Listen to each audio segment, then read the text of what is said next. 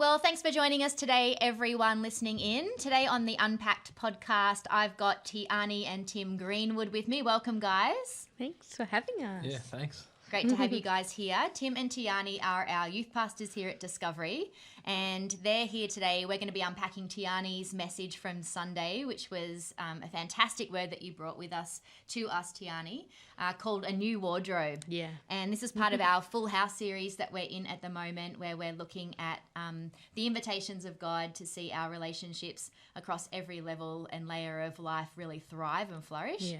And you spoke to us from Colossians chapter 3. Yeah. And it was Paul's letter to the Colossian church. Paul's writing to them from prison. There's a whole lot of things going on in their culture at the time. A lot of polytheism. They're worshipping all sorts of different gods. They've sort of added Jesus into the mix of one of many. There's a whole lot of cultural challenges going on, and the way. And Paul's really speaking to the church at Colossae about a higher way of living as Christians and as believers, and he's calling them to a higher way of living across and he speaks specifically, and this is what you addressed with us on Sunday, to Christian households, to husbands and wives, to parents and children, and you know, even more broadly than that, the family or the church of believers together as a community. So there's something for everyone in here, and that's what I really loved about what you brought to us on Sunday. So you talked about the idea of how Paul says, you know, we've got to take off the ill-fitting clothes that we're wearing, old ways, old mindsets from an old life. And this is part of Paul's invitation to them to step into a new way of living, the way of Jesus, which was going to require them to live differently, to behave differently, to speak differently, to love differently. And so the invitation was to put on a new set of clothes. And Paul goes through them and he lists them off, and these new garments that we're called to wear are things like compassion, kindness, humility, gentleness, patience, and love. And I really loved that you invited us into that space, and you gave us a moment to think about what are the ill-fitting clothes that we're still walking around in. And, you know, we all have that pair of old daggy trackies with the hole in the bum, but we love them so much and we find it really hard to let go of them. Translate that into maybe some old mindsets or some old ways of living that aren't serving us and aren't helping us grow and flourish in life and in relationships, and an invitation to take those things off and think about, well, how's the Lord inviting me to grow in this season? Is it to grow in kindness? Is it to grow in compassion? And then you talked us through, we asked you actually to preach a message called Dear Parent, as an open letter to parents, caregivers, mentors, people who are playing a role in the life of a young person, and to talk to us a bit about what's on the heart of our young people. What are their questions? What do they wish we knew as the adults in their world? And that's where I kind of want us to focus our conversation with you two around today, because we didn't get to unpack that as much as we would like to. Can't fit everything into a 35-minute message on a Sunday. But firstly, before we dive into that, particularly that art of validation piece, do you want to just add anything to your, like, the main takeaways from your message on Sunday for those that might not yet have had a listen, or even if you did already listen to that, what are the things you really wanted people to walk away with?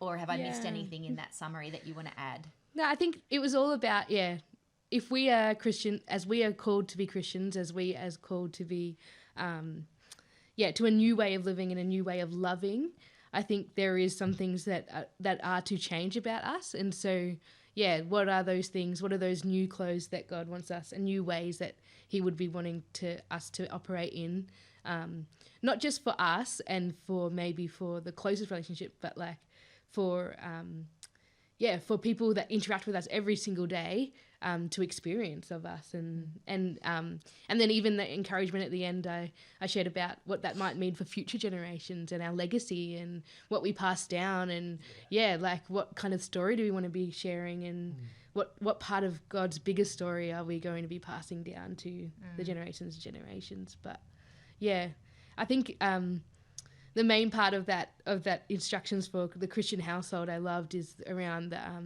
the parents and the children's piece, and how it says parents, don't come down too hard on your children because you'll crush their spirits. It says in the message, and I just I think and also before that he does talk about how children are to obey their parents and to listen to what they say. And so what does that relationship look like in our households and in our times? Because it's a massive thing to be able to empower our young people and not crush their spirits. Yeah. And, So you guys spend a lot of your time with teenagers and young people. Yeah. Just Tim, a little. like outside, and so these two are the youth pastors at our church, our junior youth and our senior youth pastors. But also outside of that, Tim, your other role in workplace, you're in schools teaching music. Yeah. So you're with young people in a school setting as well every week, and private music lessons as well. Tiani, you're a trained secondary teacher, and which some people might not know about you, and also have many years of chaplaincy in our local high school experience as well. So it's not just our Discovery youth that you're in touch with. You're in touch with a broad range of teenagers and young people across our community. So you guys actually are a wealth of knowledge to the rest of us about what our young people are thinking about, what they're struggling with, what they're wrestling with, what their questions are.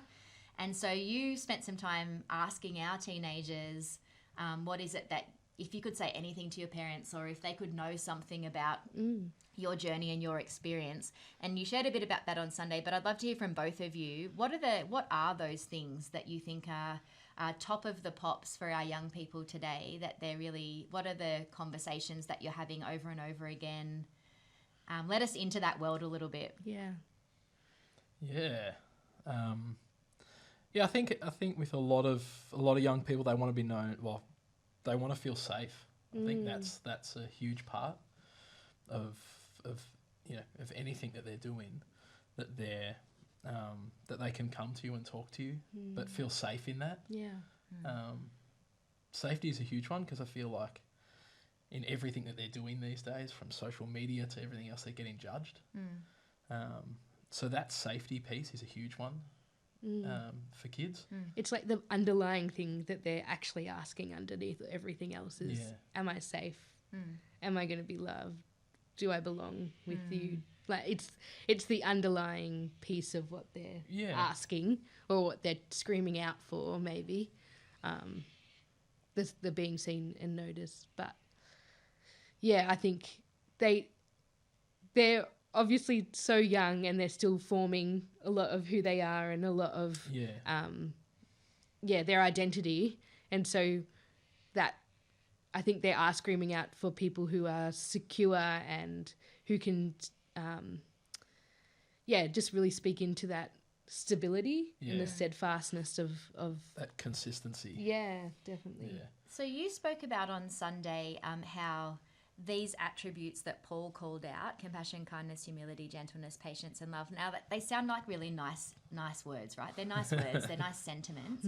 But you said something interesting on the weekend, like you talked about how desperate our young people are to experience these things, attributes, which I thought was really interesting, not because of course everybody wants to experience that, but we can read that list and go, oh, they're just nice sentiments, but actually to embody those things and for our young people to experience them in us, in the way that we treat them, is probably more significant than we realise. So like, from your point of view, what is the significance of modelling and living out those attributes for our young people? Why is it that they're looking for that so much? Or what's the opposite that maybe they're experiencing that... It's definitely I reckon the fact that social media and all those kind of things are saying it's a world of competition. It's a world of, just, I think, fake and like the opposites of those. And cancel culture. Yeah, like, cancel culture. That's it. Yeah, you're out. And so those values are the opposite of what they're experiencing all the time.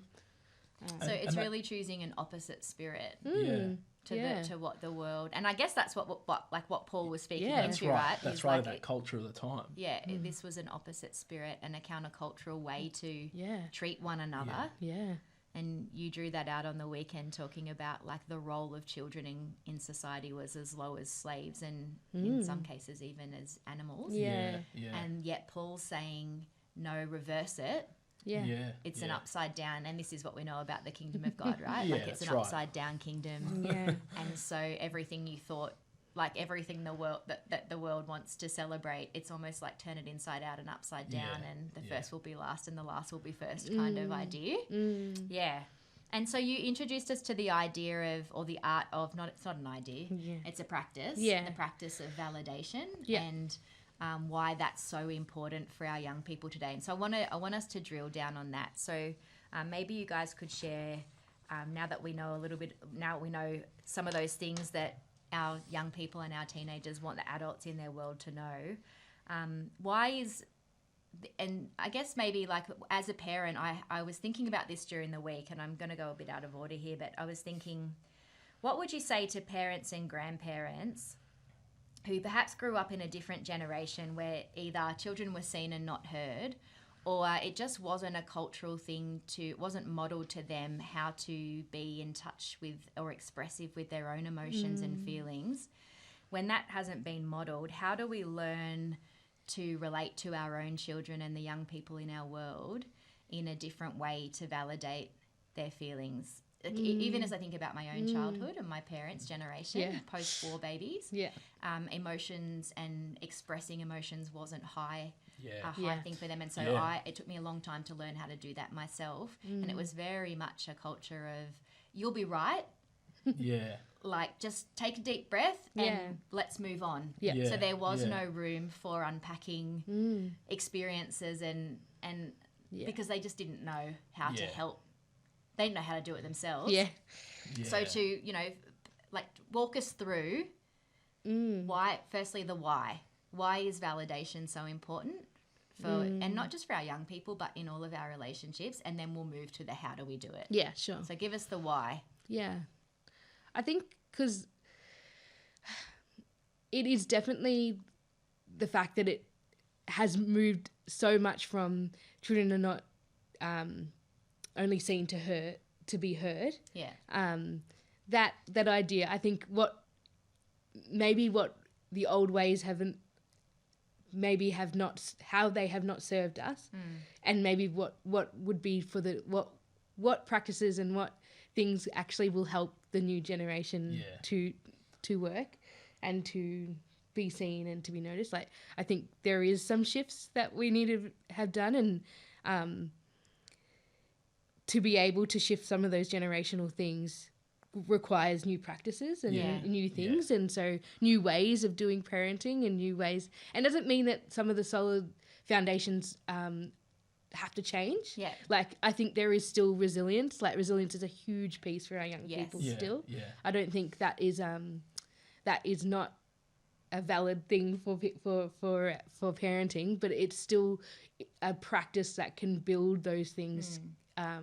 Can change. So validation is one of those practices. Yeah, that's interesting because sometimes we can think if we just keep validating everything, they're not going to build any resilience. Yeah. But it's actually not true. Those two things work together. Yes. Yeah, They're not opposites or enemies. They're actually partners. Yeah.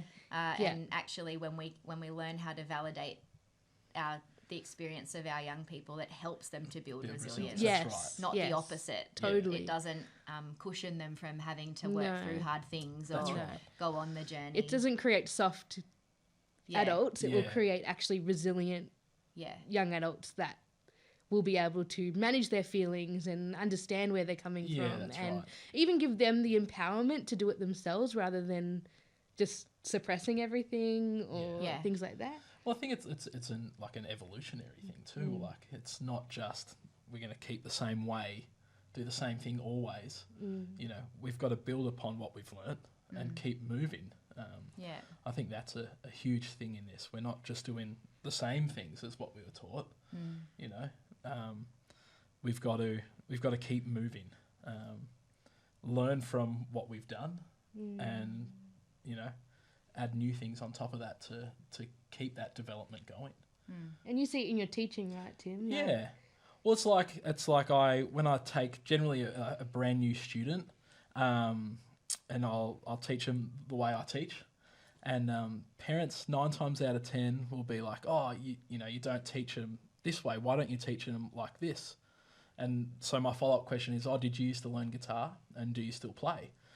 And a lot of the time the parents are like, yeah, I used to learn, but I generally hated the experience, so I don't play anymore. So then my follow-up question to that is, okay, so you want me to teach your child the same way that you were taught, that has left you with a negative experience to a point where you don't want to play anymore, and you want me to teach that same practice. You don't want me to, teach a different way that's going to bring out their joy and passion for this and make it a lifelong hobby or job or whatever from that. I always find that really interesting because and then you see the penny drop and they're like, oh yeah, why would I want my child to learn that way that I really disliked?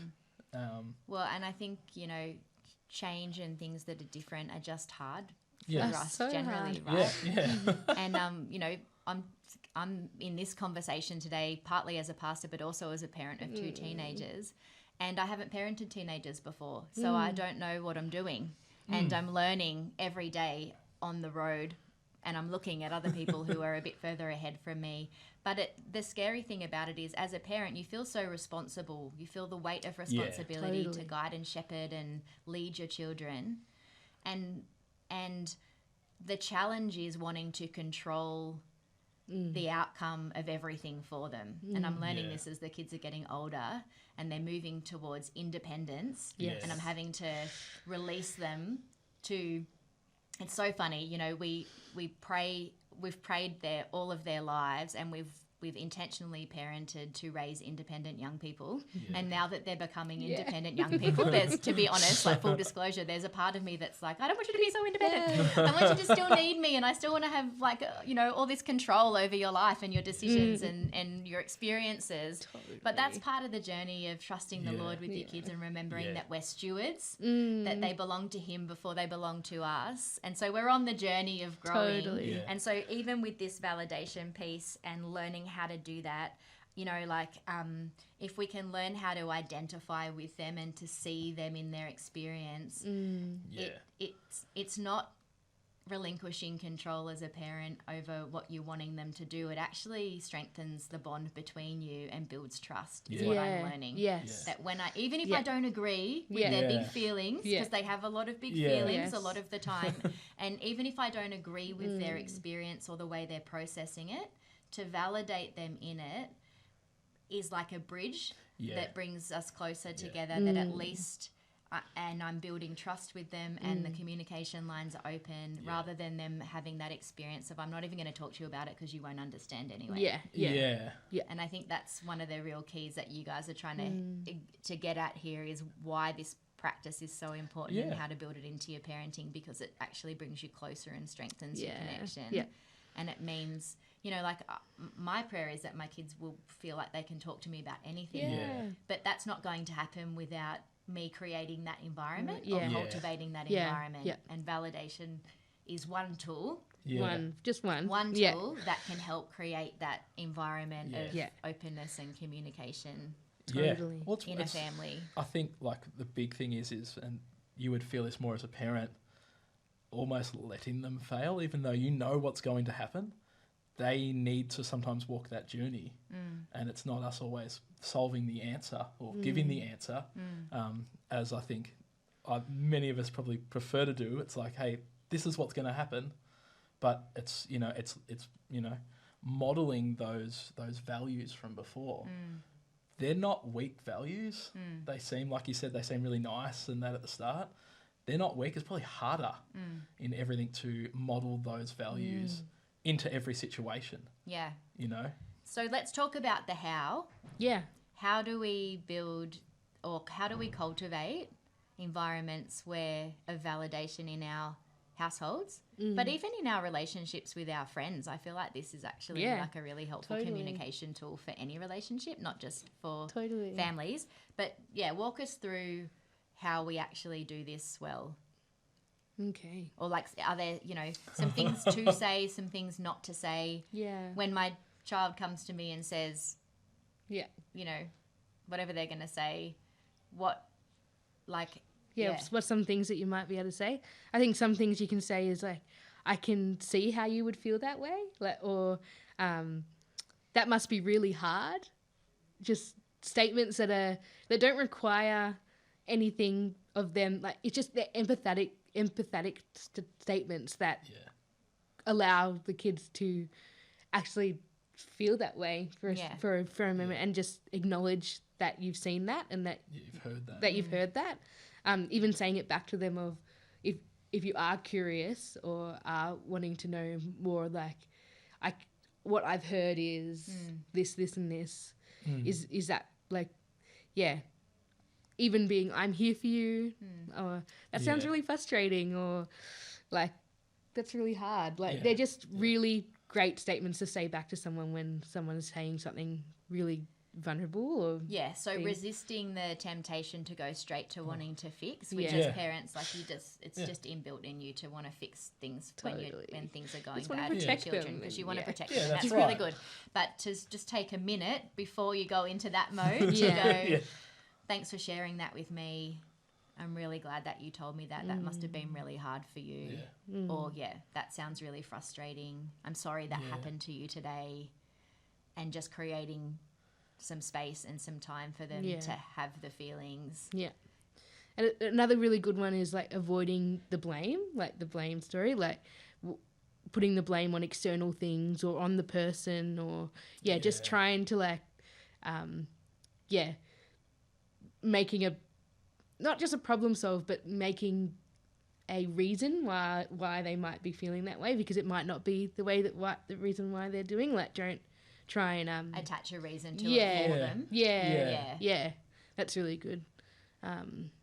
Really helpful in that way. And just asking some really good questions and clarifying what they might mean or what they might not mean, if what you've heard and if that's exactly what they wanted to say, because you can make up a story and a narrative around what they're trying to say, but really they're actually saying something totally different.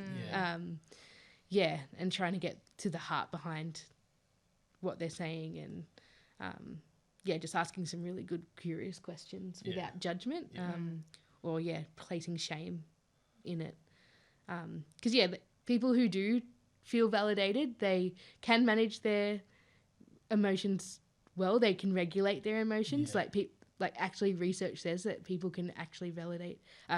People who feel validated have they can regulate their emotions better. It opens the door to self-compassion. Like, they can understand where they might be coming from, and they might even shift to what they're feeling to something else later on.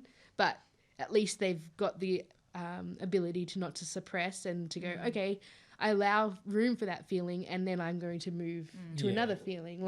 So my hunch would be as well, and this isn't researched, but maybe you've researched this, is that when somebody feels validated, it positions them to feel empowered to ask for help and to seek out help if they need it. Yeah.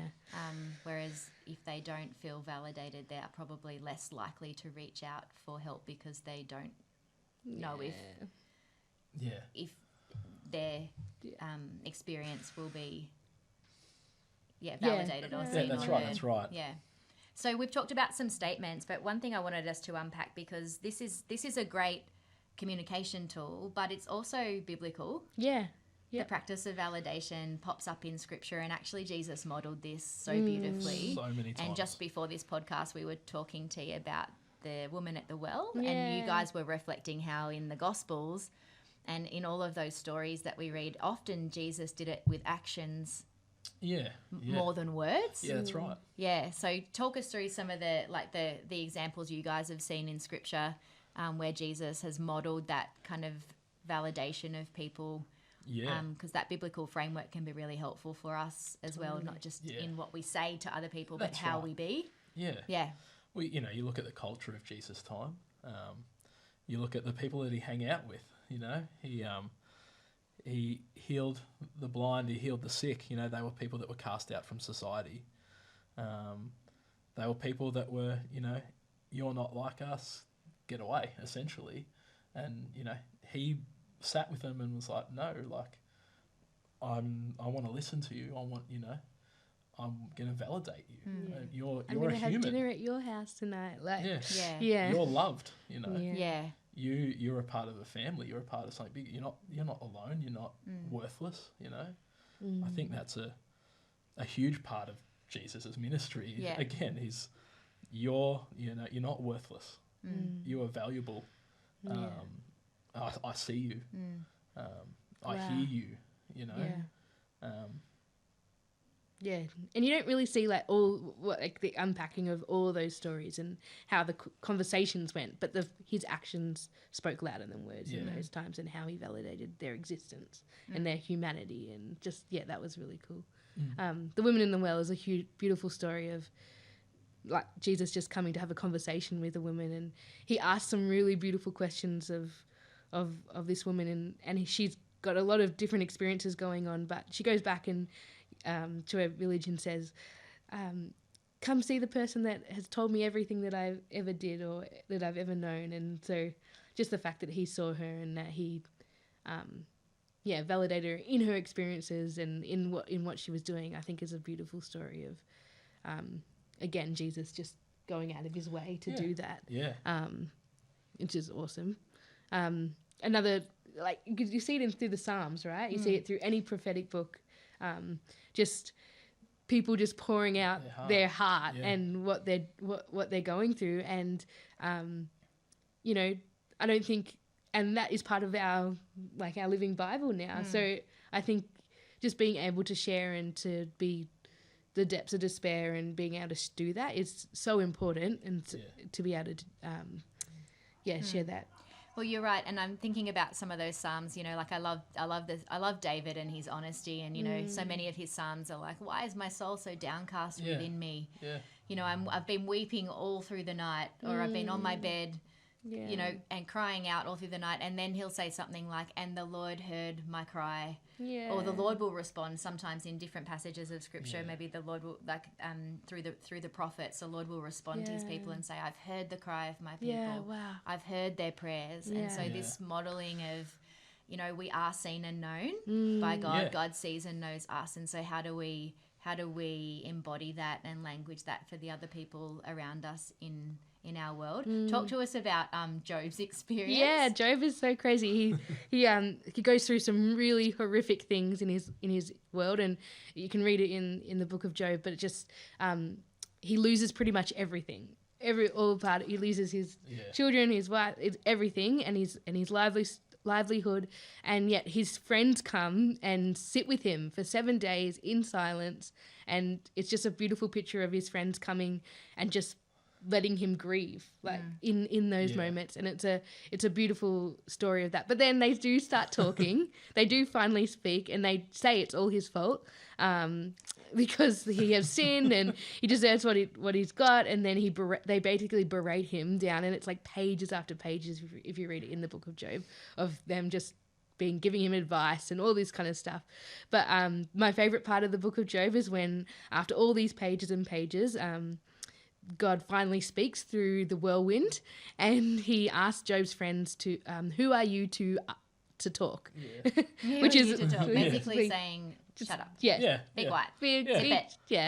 Just it's a really cool moment. So I think it's again, the fact that they even went along and sat with him for 7 days in silence. They did well at the beginning, and then they kind of forgot the point and started to be unhelpful. Yeah. So we can learn a lot from Job's friends about what not to do. Yeah. But also at the beginning what to do by just sitting and listening. Yeah. And learning to be good listeners and curious listeners. Yeah. And letting him just grieve. That is being with him in that vulnerable space. You know? Like one of the quotes he had was, vulnerability is a strength, not a weakness. Which that just speaks, volumes. Yeah. Good old Brene Brown. Awesome. All right. Well, our time has just sped by, so we're at the end of our conversation. But final thoughts or encouragements, either from maybe some, I don't know, if you some of the questions you asked on the weekend, T, to give us that you gave us to think on and to ponder and to sit with the Lord on were really helpful. But whether you want to remind us of some of those questions or final thoughts or encouragements for parents who are listening today around some of these things that we've been talking about. Yeah. I think a big one is with these values of compassion, kindness, humility, gentleness, patience, and love, is to continue to model these to kids. It's not just once off. Like, we got to continually learn what it looks like to take these values into every area and every aspect of our life. So a continued model, like you don't learn something or learn to be proficient at something from once-off lessons or whatever. Yeah. It's a long period of time where you've got to be modelled that. So I think that's one. And That's awesome. yeah. And kids are crying out for consistency. Yeah. Like in a world that's ever changing, that's ever moving, that seems to, once something's in one week, it's out the next. If we can be people and adults and even friends to each other that are consistent, that would just be such a huge thing. But yeah, I get it's hard. Like I get that it's I don't know, to the parents and the carers and foster carers in the room who might be in the space listening, going, I've tried it, but it's hard. Like just keep trying. Yeah, keep trying. But Yeah. I get it. I get how, especially when we've maybe modelled, or our own parents and our own family's experiences have not lent to this. Like, give yourself grace. Like, I think give yourself that opportunity just to grieve that maybe someone hasn't done that for you. And then, maybe have some grace for yourself so that you be able to show that grace to others as well. Because, it's a huge part. And I get it. It's so hard to be able to find that fine line of, you are the voice, you are a beautiful, steadfast, you should have a voice in your young person's life. And to be able to build relationship and to keep that relationship strong for years to come, there are some things that we bend to and we work towards as well. Yeah. That's awesome. Just as we close, I was just reminded, T, of the way you unpacked some of these words. You talked about compassion, and I think you talked about it being like this gut-wrenching love, did you say? Or like a gut-wrenching, like the idea of identifying with their broken-heartedness. I feel that in the pit of my stomach. Yeah. You talked about kindness as having a helpful spirit. Yeah. I loved that. Yeah. So how do you be kind? You be kind by having a helpful spirit. Yeah. Humility, that idea of like lowly thinking, but not thinking of yourself as not good enough, but like lowly thinking, like preferring others, coming under. You talked about gentleness, power under restraint. That was amazing. And I think as parents, that's a really helpful one for us. Like, because we, you have moments where you want to be able to assert your power and authority, but it needs to be under restraint. And that tied in with the patience one on having a long fuse. So good. Having a long fuse instead of a short fuse, and then in all things love. Thanks, guys. Super helpful having this conversation with you guys today. If you haven't listened to Tiani's message, that's here on the podcast as well. You can go back and listen to that as well. Super helpful. And for all the parents out there, if you just need to hear this today, you're doing a great job. You've got this. We're with you. We're praying for you and believing that the Lord's going to continue to strengthen you and equip you in your own journey as a parent at the moment. And if you're a teacher or a leader or a mentor you have influence over young people, we're really praying that this has helped you today. We're going to be wrapping up the series on Sunday, so looking forward to having you join us online or at Discovery in person. But thanks, Tim and T, for being here today, and we'll catch you next time.